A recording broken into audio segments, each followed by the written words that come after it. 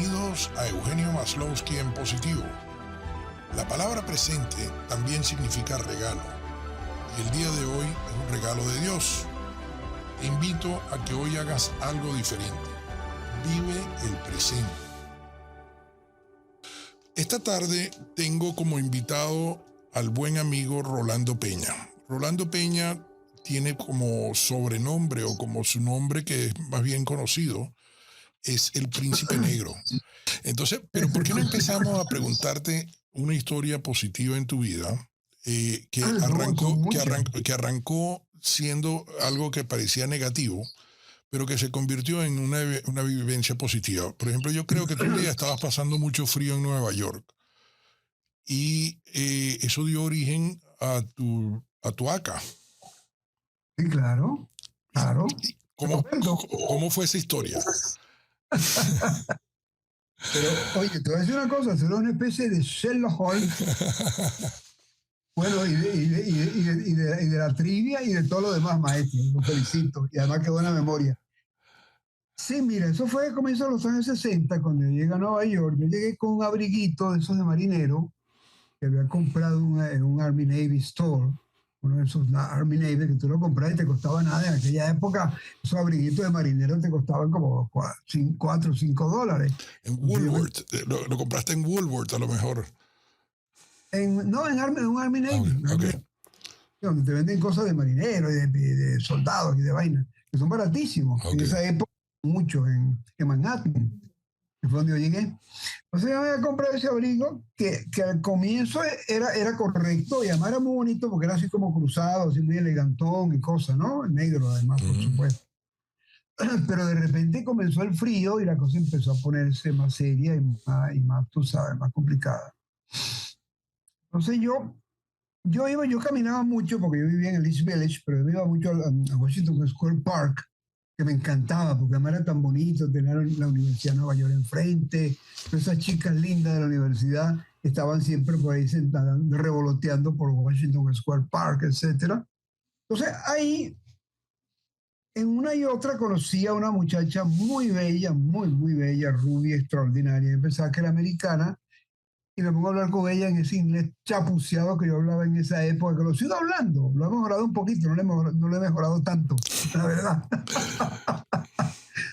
Y ella me dice, pero chico, ¿por qué tú me hablas a mí en inglés? Y yo soy española. Y digo, wow. Le digo, pero tú tienes toda la pinta de que eres absolutamente, tú eres más gringa que todas las chicas que están en este parque en este momento. Pero no, yo soy española. Y yo digo, ¿cómo te llamas tú? Y me dijo, yo me llamo Victoria Lorca. Y yo le digo, wow, pero tú tienes el nombre de un maravilloso poeta español extraordinario, García Lorca. Me dice, bueno, él es tío de mi madre. Digo, wow.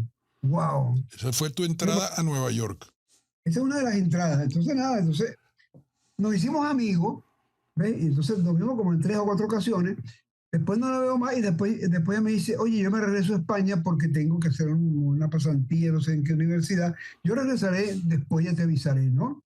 Entonces ella siempre tiene una capa bellísima de la Casa Seseña de Madrid, que son unas capas extraordinarias. Sí.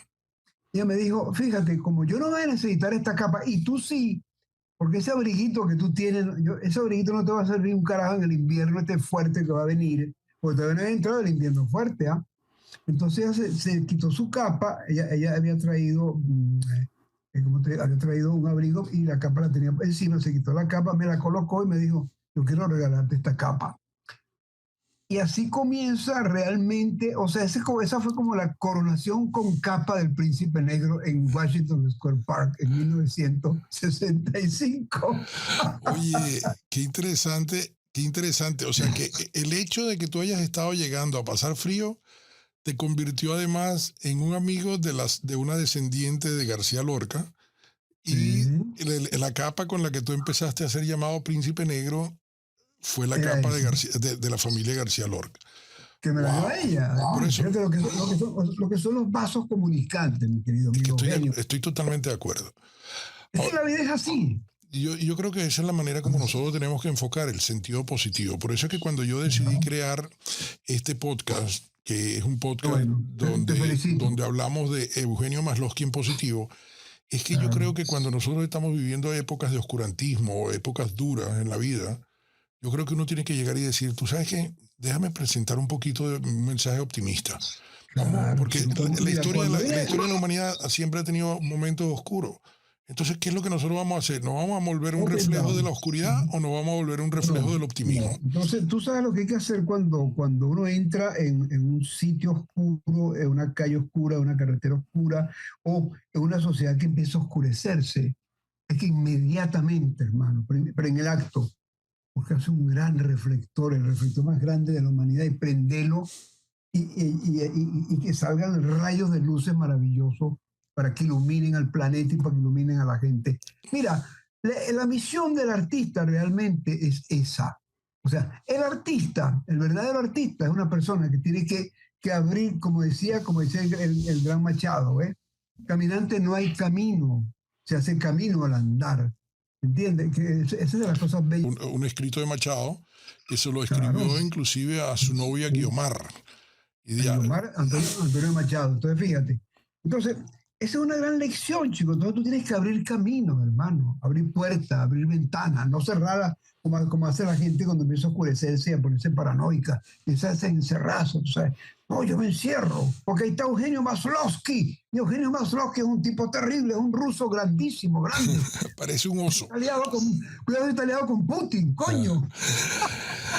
Pero para no entrar en política, vamos a pasar a otro No, tema pero que es espérate, interesante tuyo. esto es un chiste. Claro, por No eso, vamos a hablar de pero política. de repente me Jamás engancho, hablaremos de política. pero de repente me engancho y eso es peor. Entonces mejor No, hablemos no, de no, otras no, no. cosas, hablemos de Es otras que yo no cosas. te lo, perdón, yo no te lo voy a permitir. Como tú no me lo vas a permitir a mí. Tú dentro de las cosas interesantes es que tú cuando llegaste a Nueva York llegaste como un artista íntegro. Tú querías bailar, tú querías trabajar en teatro, tú querías ser pintor, tú querías ser escultor. ¿Puedes hablar un poco cómo fue esa llegada de ese muchachito? Porque hoy en día nosotros somos el grupo que yo digo perennials, que quiere decir que somos millennials con experiencia. Sí, Y, claro, por supuesto.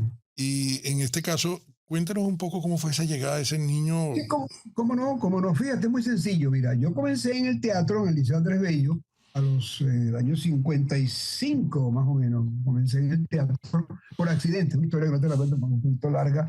Yo estaba sentado viendo un ensayo y de repente la persona que hacía el papel del sacerdote de la obra El convidado de piedra, Ujú. por cierto, de Alejandro Pushkin, un escritor ruso Sí, sí, cómo maravilloso. no, claro. Imagínate, Pushkin, bueno. El personaje que hacía el sacerdote, lo era, era Claudio Perna, jovencito, ¿no? Porque yo conocí a Claudio Perna jovencito con el Liceo Andrés Bello, porque los dos estudiamos en el Andrés Bello. Entonces, él se equivocó varias veces. Él no leía bien en ese momento.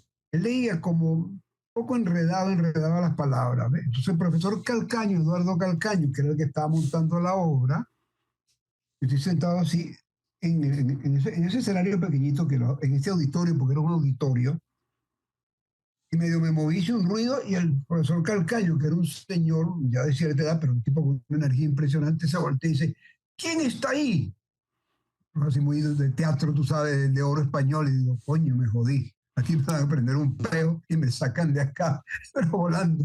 Y yo hago así, digo, profesor, discúlpeme, yo estoy aquí viendo el ensayo, me parece muy interesante. Y me dice, no, venga acá, suba aquí al escenario, suba para acá.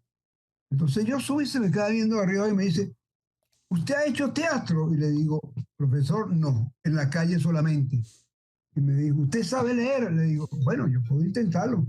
Entonces le dijo a Perna, oye, Perna, pásale el libreto a este muchacho. Claudio, muy temblando, me pasa el libretico ese del convidado de piedra. Y me dice, lea estos párrafos. Yo estaba temblando, mira, las piernas me temblaban, te lo confieso. Pero lo leí, saqué coraje, coño, y leí mi vaina y parece que la leí bien, porque me dijo, usted sabe leer. Y le digo, bueno, profesor, el honor que usted me hace. Entonces me dice, ¿a usted le gustaría hacer este papel? Le digo, profesor, pero lo está haciendo este muchacho. No. Yo a usted no le estoy preguntando eso. Le estoy preguntando si usted es capaz de hacer este papel. Bueno, si no hay más remedio, yo lo hago. Por supuesto que Claudio Perna tuvo como 3 años sin hablarme, yo era su enemigo, pues, bueno, porque me dieron el papel a mí. Ese es mi inicio en el teatro. Después de ahí pasé al ballet, que es otra historia más larga, y después de ahí estuve en Cuba con el ballet, bueno, mil cosas más, que es muy larga la historia. Entonces, lo que te quiero decir, pero lo que yo me planteaba en esa época, después de haber hecho teatro, ballet y danza contemporánea con Grishka Holguín, Sonia Sanoja, la gente más maravillosa de la historia de la humanidad, yo me planteé, cuando yo monto testimonio homenaje a Henry Miller con José Ignacio Cabruja, con el gran Cabruja, mi planteamiento era, fue lo que le dije a José Ignacio, yo quiero montar un espectáculo, chico, pero que tenga que ver, que tenga danza, teatro, proyecciones de diapositiva, cine, en fin, todos los medios. Una cosa perdona que te interrumpa, pero es que ahí una de las cosas interesantes que había en Venezuela es que nosotros tuvimos unos maestros de teatro espectaculares. Y de danza, y de todo. Es que en verdad Venezuela culturalmente fue una cuna de una cantidad de personajes. Un país, chico, realmente muy avanzado para la época. Y los años fueron muy importantes, porque además fue cuando empezaron a aparecer todos estos grupos literarios, tú sabes, Sardio, el Techo de la Ballena, que por cierto, y que el Ateneo, se creó todo el Ateneo. El Ateneo, claro, pero el Techo de la Ballena, que es un grupo histórico que ha pasado a la historia, que ya está en todas las cosas del mundo, de las cosas de vanguardia, se fundó en el garaje de la casa de mi madre, donde yo vivía, en el Conde. Entonces, muchas coincidencias, por eso yo siempre digo, oye, André Breton, como decía nuestro gran amigo André Breton, los vasos comunicantes, ¿ves? Y eso es lo bonito, y el arte es eso, y el arte en el fondo es esto que estamos haciendo tú y yo, ¿ves? En este momento. Es una cosa de comunicación. Tú te estás comunicando conmigo, yo me estoy comunicando contigo, y a la vez nos estamos comunicando con un gentío maravilloso, como era dicho Larpietri, los testigos invisibles, algo así. Sí, él decía. Otro tipo extraordinario, Larpietri, carajo. Y que eso fue lo bueno. Y entonces, ¿cómo llegaste a Nueva York? ¿Por qué llegas a Nueva York? Bueno, yo llego con la danza, fíjate, que era lo menos que yo pensaba. Yo pensaba que yo iba a llegar a Nueva York en el teatro y no.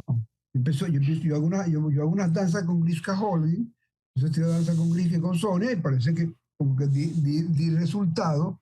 Y de ahí es cuando yo monto testimonio y homenaje a Henry Miller, por cierto, el primer homenaje que se le hace a Henry Miller en vida, además. Wow. Año 1905. ¿Ves? Entonces, la embajada americana empezaron esta actividad y les interesó.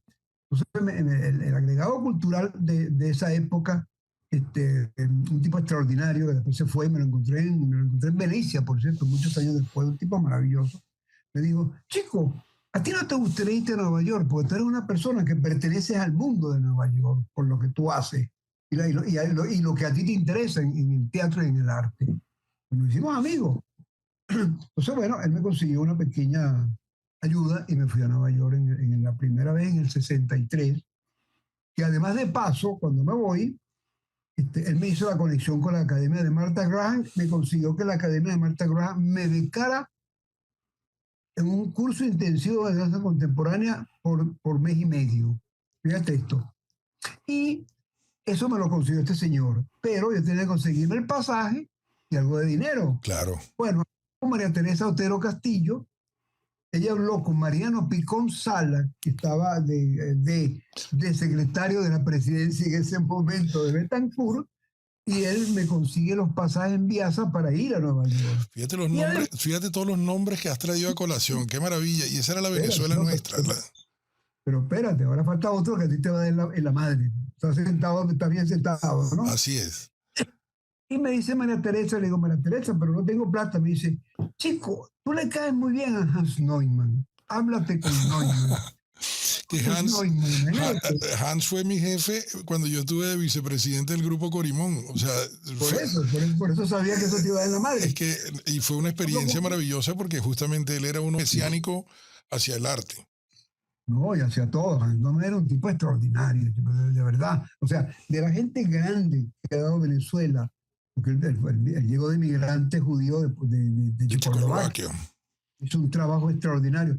Bueno, cuando yo le cuento ese cuento a Hans, me dice, ay, y ya tienes allá, y le conté todo, y me dice, bueno, vamos a hacer una cosa, yo voy a colaborar contigo. y me hizo un cheque por $175, que en esa época era plata. Era mucha plata. Era mucha plata.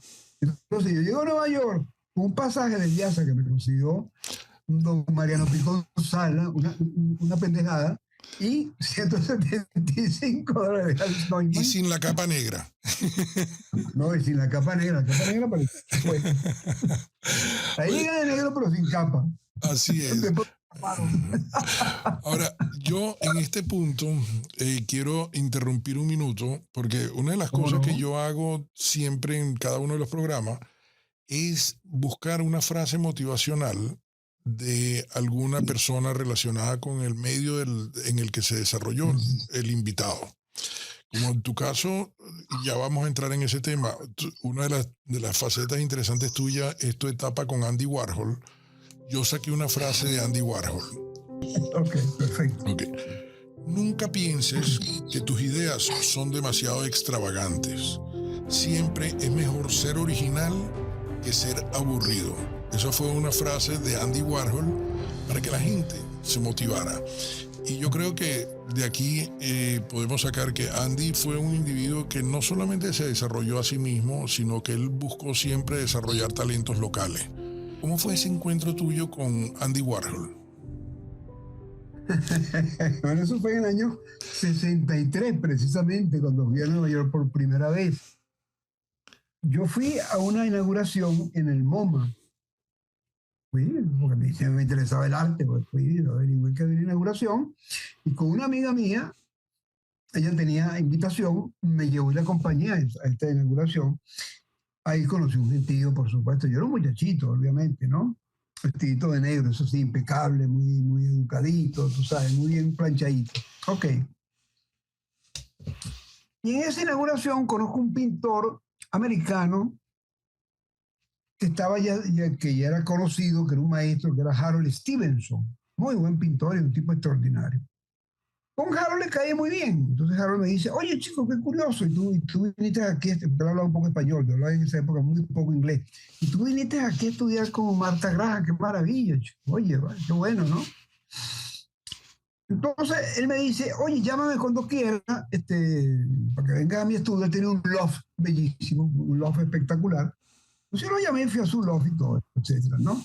Entonces me dice, mira, mañana va a haber una fiesta donde Adelaida de Menil es la hija de John de Menil, este señor maravilloso, coleccionista de arte, que la DR Foundation es de su hija menor, etcétera. Y él fue un coleccionista de primera, pues maravilloso. Que por cierto, él hizo parte de su fortuna con el gas de Venezuela. Yo no sabía. Me enteré cuando lo conozco después de esta fiesta, ¿no? Entonces en esta fiesta yo voy, Harold era muy amigo de Adelaida de Menil y me la presenta.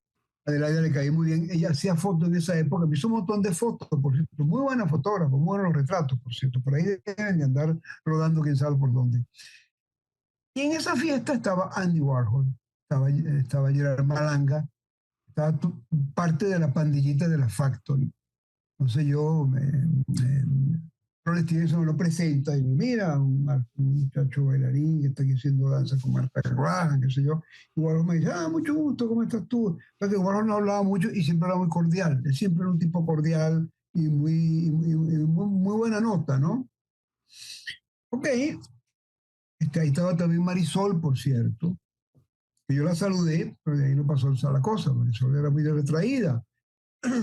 Después de eso hubo una fiesta en casa de este pintor, artista venezolano que en esa época estaba dirigiendo American Society, en la parte de la galería, José Guillermo Castillo.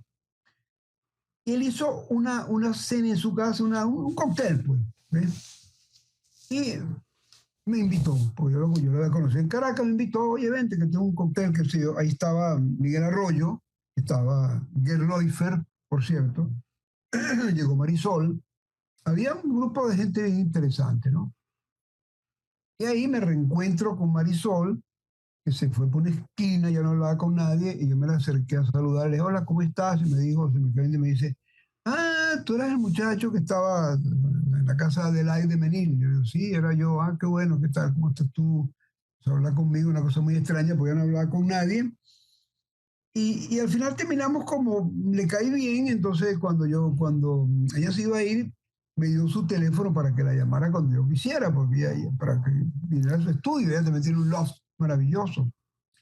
Entonces, claro, por ahí empecé a ver gente, ¿no? Y llega un momento donde nos volvemos a encontrar con Warhol en una cena que Marisol me invita. Ok. Entonces, Andy me dice, ¿Tú qué estás haciendo? Y le digo, le explico, ¿no? Y le digo, pero tú te quedas acá. No, no, yo tengo que regresar a mi país, pero yo voy a regresar seguro muy pronto. Me digo, bueno, cuando tú regreses, localízame, porque sería interesante que tú empezaras a trabajar con el grupo, con mi grupo, que era Malanga, el Sedgwick, todo ese grupo era la Factory. Que era un grupo underground totalmente. Totalmente underground, totalmente underground. Entonces, cuando yo regreso en el 65, entre lo que es el destino, yo me alojé llegando en la YMCA, que estaba en la calle 30 y picos frente al Chelsea Hotel.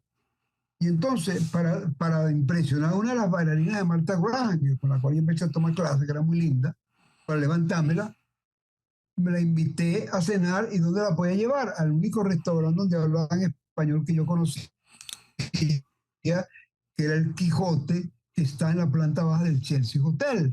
Yo no sabía que el Chelsea Hotel era un hotel tan emblemático.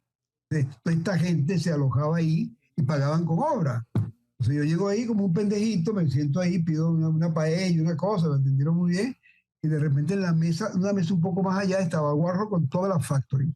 Wow. Digo, está Andy Warhol. Y wow. Y yo digo, bueno, déjame hacerme el pendejo. Ya yo tenía la capa en ese momento. Entonces, Gerard Malanga se acerca y me dice, ¿cómo estás? Yo le digo, yo le contesto en inglés así chapuceado. Me dice, ¿tú hablas que español? Yo le digo, español italiano, porque italiano yo sí hablaba mejor. Y me dijo, ah, no, yo hablo italiano, pues Malanga era de origen italiano. Y me dice, mira, decía que está en esa mesa Andy Warhol. Y él te manda a decir que si tú quieres te sientes con nosotros porque él quiere hablar contigo. Entonces yo le dije, la bailarina se quedó, la bailarina Marta Claro. Graham se quedó, wow. Entonces nos fuimos, nos sentamos y ahí comienzo yo al poco tiempo a trabajar con ellos en la Factory, ¿no? Entonces esa fue un poco la historia de Y la Factory. él ahí te identificó como el príncipe negro, ¿no? ¿No fue?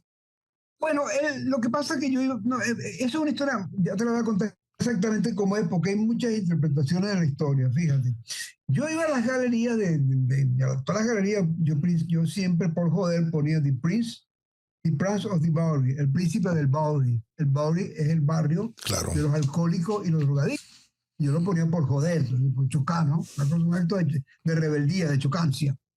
Entonces, cuando Warhol, yo empiezo a hablar que empiezo a andar con él y con la gente le decía, chico, Andy, ¿quién es ese muchachito que anda contigo, que anda con una capa negra y todo de negro? Entonces decía, ese es un príncipe, ese es un príncipe. Y por ahí empecé a toda la vaina, y como me vestía de negro, se unió la cosa del príncipe negro. De ahí viene toda la mitología. Qué bueno, porque eso ha sido para ti una manera de que te han identificado siempre y después tu obra de artista siempre ha sido de instalaciones y todos estos trabajos que tú has hecho como el príncipe negro, porque yo creo que poca gente sabe que tú eres Rolando Peña. Entonces, una de las cosas... Oye, el príncipe negro me opacó, chico. Bueno, pero esas son de las cosas positivas, porque... Sí, pero fíjate que yo te confieso, lo que a veces me da una rechera y digo, oye, este maldito personaje de mierda, chico, ¿cómo hago para asesinarlo? Lo he tirado metido en un barril, hecho Pero de todo. ese príncipe negro también tuvo la oportunidad de conocer en un momento determinado a Basquiat y llevárselo a Andy Warhol. A Warhol, claro, por supuesto. Yo di un taller en workshop en Tompkins Square Park, que era una zona bien caliente en esa época. Y entonces ahí conocí a Basquiat y a Keith Haring y muchos de los grafiteros, ¿no? Que después fueron famosísimos y millonarios, muchos de ellos. Bueno, Basquiat sí son millonarios después. Lástima que se murió tan joven, Sí. Empezó a inyectárselo y se fue al demonio, ¿no? Lástima. Bueno, de todas maneras, como ya vamos a tener que empezar a cerrar, o sea, porque sí. vamos, yo esto no lo quiero prolongar normalmente más de 30 minutos para que la gente no me regañe después cuando lo escucha. Cerremos con una cosa que fue bien Y no divertida. y no se aburran, Claro. se van a aburrir con nosotros. No creo contigo nadie, pero para cerrar me gustaría... Es un chiste. No, yo lo entiendo, pero contigo nadie se aburre. Gracias. Y una de las cosas que yo recuerdo que a mí me divirtió mucho fue tu encuentro con Iván Locher cuando se estaba construyendo el metro de Caracas. ¿Cómo hiciste tú para oírlo? La cotorra número 2. ¿Cómo hiciste tú para oírlo durante la cotorra número 2 en medio de toda esa maquinaria? Bueno, es que esa era la idea, que no nos viéramos. Entonces yo le decía cosas, él me decía cosas, no se oía. Entonces la idea era precisamente eso, era simplemente hacer una película de dos personajes sentados con smoking, elegantísimo, con una cubeta de hielo de plata, ¿ves? Y una botella de champaña que nos íbamos tomando poco a poco, íbamos conversando, supuestamente gesticulando cosas extraordinarias, y era mentira, era puro bullshit. Que menos mal que no se oía. Oye, mi querido príncipe, qué maravilla tenerte en este episodio. Yo realmente creo que para mí es un honor poder presentar. Para mí también, honor compartido, cuidado. Y es un honor poder presentar personas como tú que tienen historias fascinantes que muchas veces arrancaron siendo historias que parecían difíciles y sin embargo se convirtieron en historias positivas. Con lo que cerramos. La historia, o la última que te voy a decir, Eugenio, la historia la arma uno, hermano. Tú tienes una historia maravillosa que contar, yo también. El público que nos está oyendo y que está viendo este programa, también, todos ellos tienen una historia bellísima que contar. Lo que tienen, coño, es que contarla. Claro, y atreverse. Hay que caminar por la cuerda floja sin malla protectora, hermano. Ese es el secreto. Estoy de acuerdo contigo. Eso sí, y tener siempre una mujer hermosa, bella, que te protege y te cuide como yo la tengo y como tú. Eso es primordial en la vida de uno. Mi querido príncipe, muchas gracias. La verdad es que fue maravilloso como siempre. I love you too. Y saludos a mi bella Carlita. ¿Ok? Espero que hayas disfrutado del episodio de hoy. Y si ese es el caso, te invito a que revises todas las frases positivas de capítulos anteriores en la página web Eugenio Maslowski en Positivo. Suscríbete y déjame un mensaje con los temas que te gustaría que discutiéramos en futuros podcasts. Gracias y hasta la próxima.